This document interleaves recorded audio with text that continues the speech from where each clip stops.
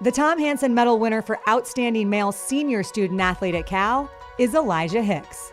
Hicks leaves an impressive legacy in Berkeley, having played in all 54 possible games with 46 starts over 5 seasons. As a senior, he started all 12 games and tied the team and Pac-12 lead with 4 forced fumbles, and he earned first-team All-Pac-12 and third-team All-American honors. An active member of the community, Hicks established his own nonprofit foundation, Intercept Poverty, and responded to the COVID-19 pandemic by raising nearly $70,000 and working with No Kid Hungry to provide financial assistance to low-income families to feed their children. Exhibiting the greatest combination of performance and achievement in athletics, scholarship, and leadership at Cal, Elijah Hicks is the pride of the Pac.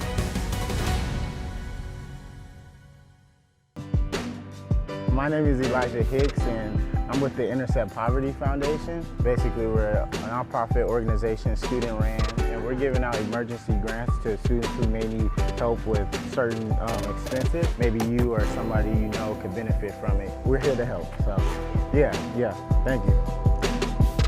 My parents, they were real big on with a little bit of help, someone could take that and do a lot of good in the world. I just want to help as many people as I can, and so that's kind of like why I am how I am. I kind of go back to my dad. We was on the phone talking about the pandemic hitting, how he's gonna have to buy a lot more groceries, and he like trying to figure out how he gonna do this.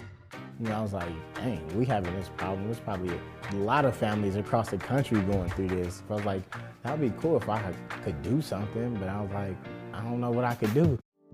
At 10 years old, I knew that Elijah was something different. It was more than just playing football. It was little things. If a kid is not doing well and other kids are picking on him, he would pick them up and say, let's go. It's me and you against them. One year, I think he was 9, he said, Dad, can you buy me some Nikes? And I said, sure, I'll get you some Nikes this year.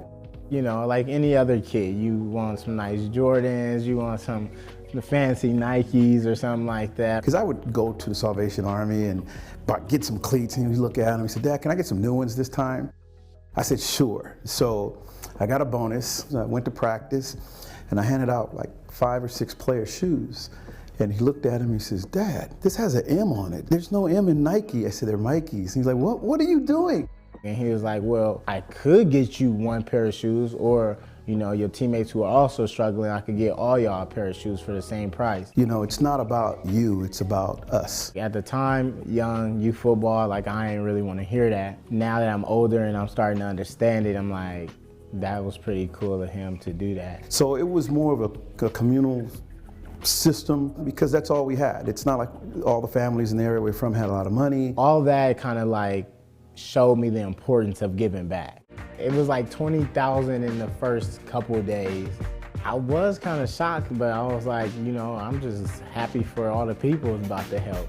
I had family back home. Once the pandemic hit, my siblings were no longer able to benefit from the free reduced lunch programs that they were getting out. I understood this, and I was like, I know this is about to help. So really helping college students overcome financial barriers was Intercept Poverty's main mission. Now it's like, okay, now let's get back on track. How can I give money to students who need it? Because at the end of the day, for whatever reason, people just need money, whether it's for utilities, groceries. I don't want to make a hard process for people who just need money right now. While I was down there, they said, we could use some help in this food pantry, help stocking the shelves and stuff. Once I started going, I was lifting boxes and carrying stuff from the loading docks all the way to the shelves. After the first time he did it, he says, I really enjoyed that, Dad. He says, the best thing I feel is when I hand them something, they don't know how good I feel on the inside. My goal is to go to the NFL, and then with my following, I will bring a lot of attention to Intercept Poverty and be able to help college students on a national scale. Hey everybody, Justin Wilcox here. I wish I could be there with you, but I'm currently down in Arizona at the Pac-12 conference meetings. The Salvation Army is a tremendous organization, and it's an honor that such a prestigious group is recognizing Cal football player Elijah Hicks as your Volunteer of the Year. I'd love to say a few words about Elijah, but this could be a really long speech, and I know I only have a few minutes, so I want to highlight the most important things. Elijah's history at Cal started just before I was hired as the head football coach in 2017. Elijah was recruited by the previous coaching staff and was so sure he wanted to attend Cal that he honored a verbal commitment that he had made to them and arrived even though our program was in between coaching staffs. When I was hired a few days later, it didn't take long for me to figure out what a special guy Elijah is. Both on and off the field, Elijah's had a huge impact on our program from the moment he set foot on campus. His football talent was obvious, and the best thing about him is the way he carried himself as one of our hardest workers and was equally well respected by coaches, teammates, and staff. Elijah was one of only 4 true freshmen to play in his first season, and not only did he see the field, he played in all 12 games with 7 starts. By his second season, he became a full-time starter, and when he finished his Cal career after the 2021 season, he had played in all 54 games possible with 46 starts over 5 seasons. As a 2021 senior, he was an All-American and a first-team All-Pac-12 selection. Arguably, even more impressive was what Elijah did in the community through his volunteer work with UC Berkeley's Basic Needs Center and the Intercept Poverty Foundation he founded. During the early stages of the COVID-19 pandemic, Elijah's foundation raised nearly $70,000 while working alongside No Kid Hungry to provide financial assistance to low-income families to feed their children. Later, his foundation partnered with Scholarship America to award grants of $500 to $700 to provide emergency relief funds to deserving students at UC Berkeley for expenses such as bills, rent, and food.